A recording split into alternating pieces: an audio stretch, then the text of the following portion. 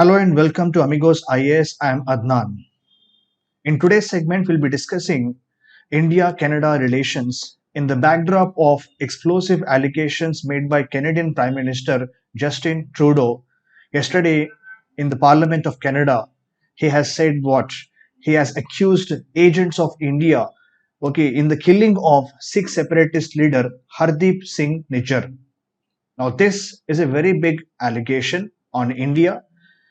The Canadian Prime Minister said that the Canadian citizen Hardeep Singh Nijjar has been killed in June by unidentified masked men outside the Gurudwara, and he says that there are some important intelligence inputs that it is Indian agents who have carried this murder or assassination of this Canadian citizen Hardeep Singh Nijjar. So he said that this is a very serious matter of concern. The allegation is there, and investigation is still going on into that. Evidence they have not submitted, but he mentioned that this act of killing a Canadian on Canadian soil is a violation of sovereignty of Canada, and Canada will not take it lightly. That is what he said. And he asked India to cooperate in this investigation. But of course, we will not accept such kind of grave accusation. We have denied these allegations and called them as absurd and motivated. But what happened after this? Both the countries went on for tit for tat measures in this diplomacy. What happened? So Canada has expelled Indian diplomat, and India also expelled the Canadian High Commissioner yesterday. Canada and India both have issued travel advisories asking the citizens of both the countries respectively to exercise caution when they are traveling in India and Canada respectively. So this tit for tat measures, this escalation of the conflict is unprecedented because India and Canada actually are friends. They are allies. Of course, not in the traditional sense, but they are partners in investment, in also services, in exports and imports. Trade is very important component. Indian diaspora is also there in Canada. Many students of India are there in Canada. It's an important destination for travel, for tourism, for education. So when we talk about all these different facets of Indo-Canada relationship, then why this issue has gone to such levels where people say that it has reached to a point of no return in the immediate short term unless both the countries will have some talks. But as of now, the issue is very hot, and it has become quite difficult for even the partners of these countries. For example, USA, UK, Australia, all these countries have given a measured response, and they have said that they are deeply concerned about this explosive allegation by the Canadian Prime Minister, and beyond that, not much has been told by these countries. So let us just discuss what actually happened here. Who was this person, Hardeep Singh Nijjar? India has seen Sikh separatist movements ever since India got partitioned with Pakistan. India got partitioned and Pakistan came into existence. Punjab province has been partitioned. So Pakistan got Punjab, India also got Punjab, the western and the eastern Punjab. And as we know, Punjabi Subha movement was also going on in India for asking for separate Punjab province, which includes what? Which includes Pakistani Punjab, Indian Punjab, Sindh, and also Himachal Pradesh and Haryana. All these are the components which are included in separate Khalistani movement. So when you talk about Khalistani movement or Khalistan movement, it talks about a separate independent province which is Sikh dominated, of course. And this particular Khalistan will include even Pakistani Punjab and Indian Punjab, as well as in the past, as we know, the Punjab province used to have Himachal Pradesh and Haryana also. Later, the Hindi speaking areas were separated after the States Reorganization Commission. Fine, in the 1966. At that time, we got Punjab, which is, having the people who are speaking Punjabi language, because language based reorganization happened in India post 1956. But then still from then onwards, still now we have this separate Khalistani demand that they want this separate land for the Sikh population.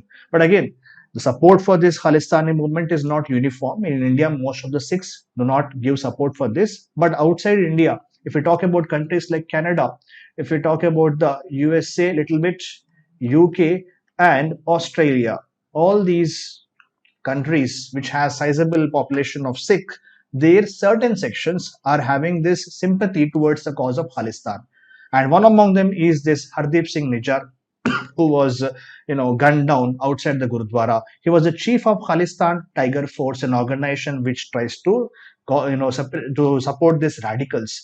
On July 2020, India called him as a terrorist along with 8 other members because they are running a secessionist campaign. That means they want to secede, withdraw from India, which we don't accept. Okay, and motivating Sikh youth from Punjab to join the militant ranks, raising the militancy. Already Punjab has seen militancies in 80s and 90s. We had suffered a lot.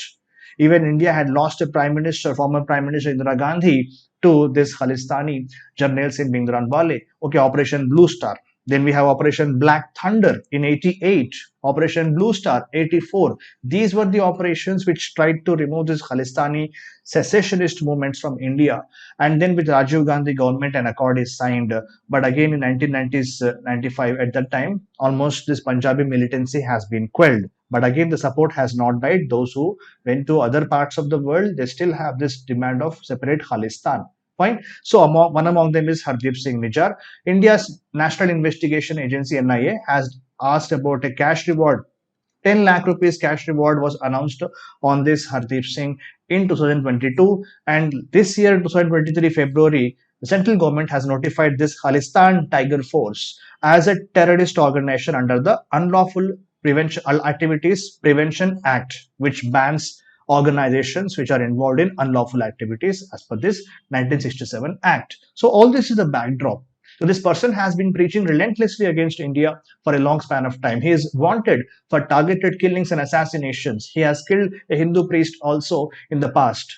And all these activities point out what? India is very concerned about this separation, the separatist movements, the separatist leaders finding safe havens in the foreign countries. And India has raised this point with Canada for a long span of time. But Canada has not taken much action against these Khalistanis. We have seen Khalistani referendum also happening in the foreign soil. Now imagine, for the sovereignty of India, it is a big concern. On the foreign soil, you're having referendum, you want separate Khalistan. And a tableau also was paraded in one of those moments, which showed Indira Gandhi's replica completely drenched in blood because she was assassinated by Sikh bodyguards. The tableau was paraded with lot of pride.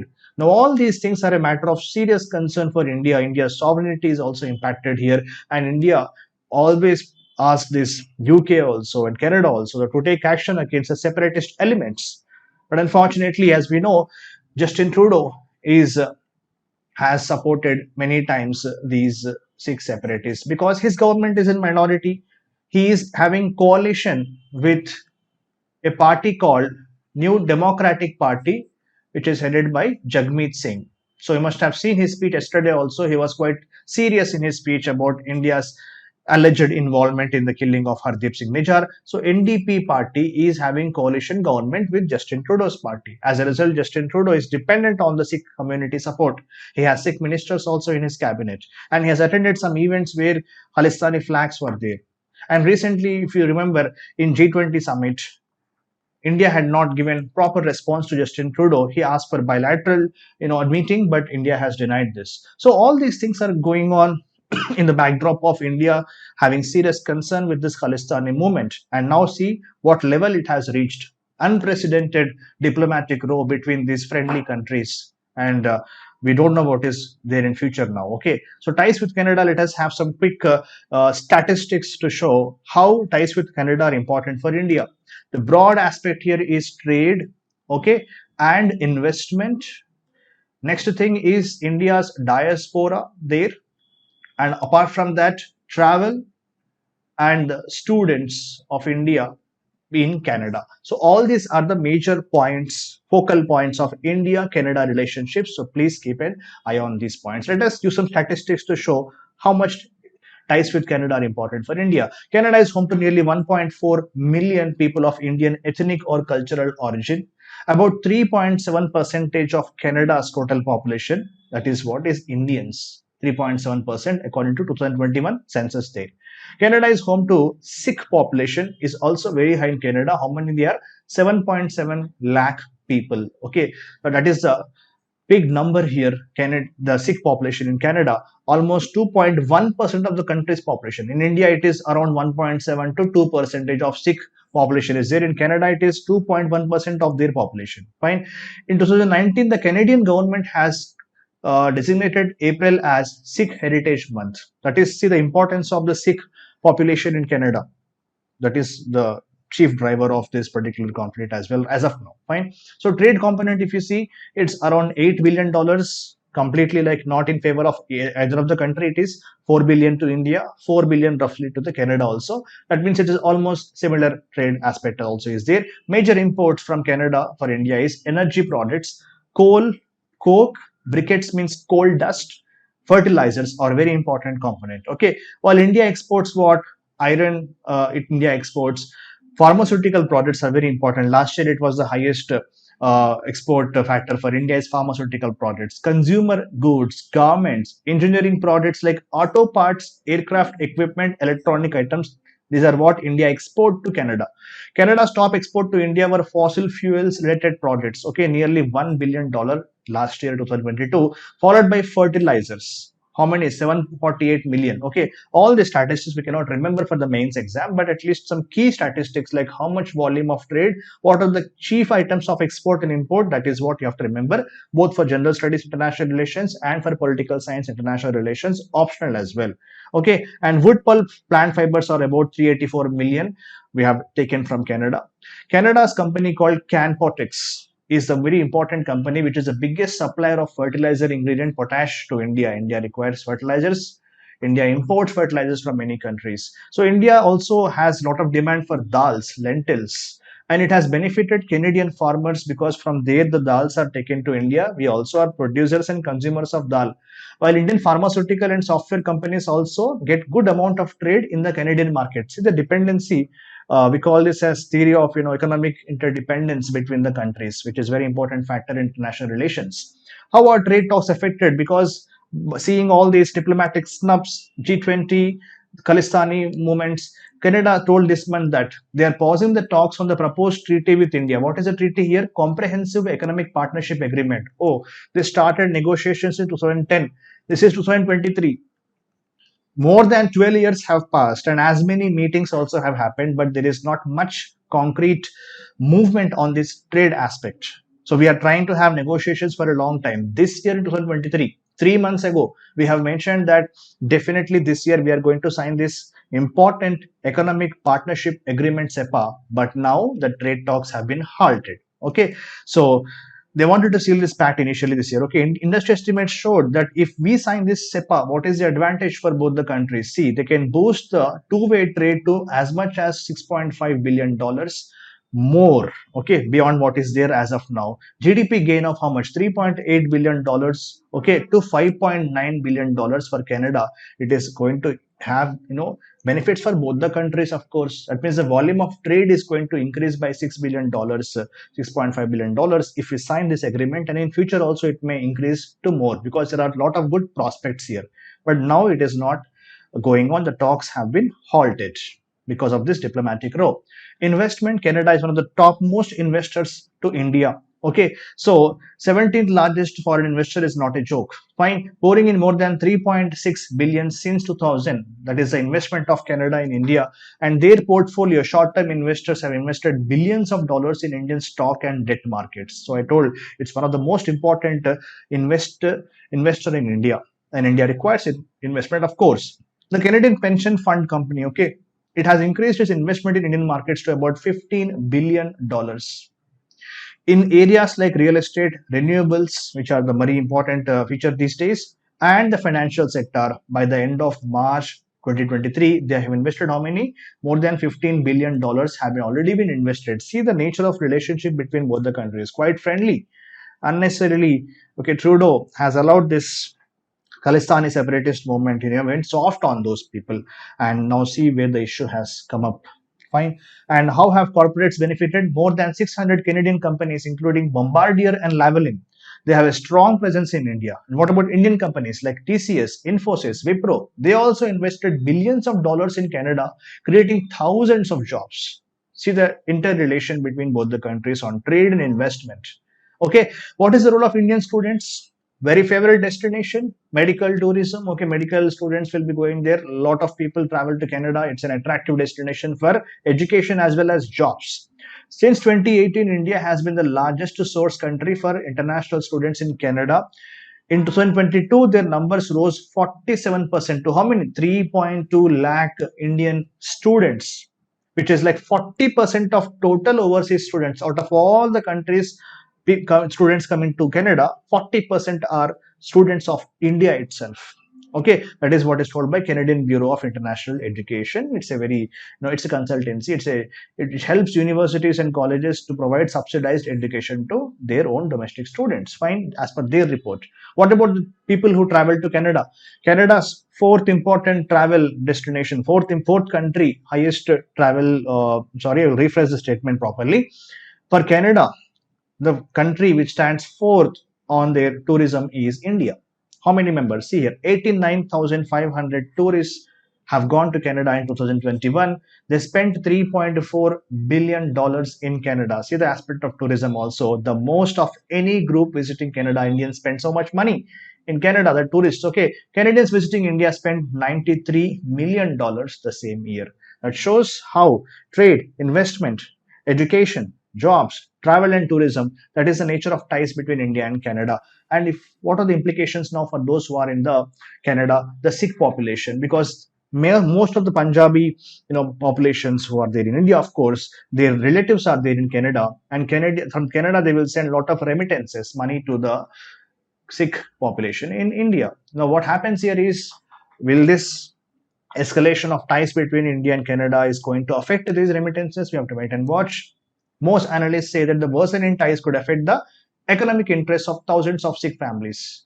Now we have to be, both countries give travel advisories. Now we have to see, hopefully there are no attacks on people of both the countries. Hope the situation will not get worse like that. So in Punjab, people who get remittances, they may be affected a little bit because they have relatives in Canada who gives millions of dollars back home. Share of Canada's Sikh population is also increasing. Okay, more than double. Now it is 2.1% according to their country's 2021 census. And large number of Sikh migrates for education and jobs. So now we have to wait and watch. Is there going to be an impact on these people? And before I conclude the lecture, we have to also understand some other important dimension to the reaction of the world. India is a very important partner for the Western world to counter the rise of China. Now, realist politics says what? Realism says that power is the be all and the end all of the politics. International politics run on the concept of power. So now, to counter the rise of China in the Indo-Pacific, of course, India is a very important partner for the Western world. Canada is a part of G7. Canada is a part of NATO. Canada is a part of G20. Now, being a part of these forums where Western world also has very important interests, to counter the rise of China, India is a very important partner for these countries. That is why the USA, which is a NATO ally of Canada, is also very cautious and measured in its response after what Justin Trudeau has mentioned, because they need India here for their interest in the Indo-Pacific. And India's role in G20 also has showed much importance, diplomatically, we can say, with respect to India's rise as a very important power of global South. And also India has good credentials of a liberal democracy. So all these components will also play an important role in deciding the trajectory of this particular conflict between India and Canada, because the Western world is always having sympathizing tendency towards India because of the geopolitics of this Indo-Pacific region. So when world countries like USA, UK, or USA, or Australia, all these countries have not pointed their fingers towards India. So it shows that Canada also has to now try to de-escalate this particular words. Today, Justin Trudeau's interview I was watching, and he was saying that we are not trying to provoke India. We are just trying to present some facts, and we hope that India also acts on those facts. So we are, hopefully, it should be the beginning of slowing down this particular heights of tensions of this particular aspect. But again, it is not so easy, because the prime minister of a country leveling such a big allegation is not a simple thing in international politics, especially when those countries are friendly. So what are the larger implications of this? Only time will tell us, but let us hope it ends in the better. So that's it for today's class. If you have any questions, please do post in the comments box. I will see you again with another topic another day. Thank you.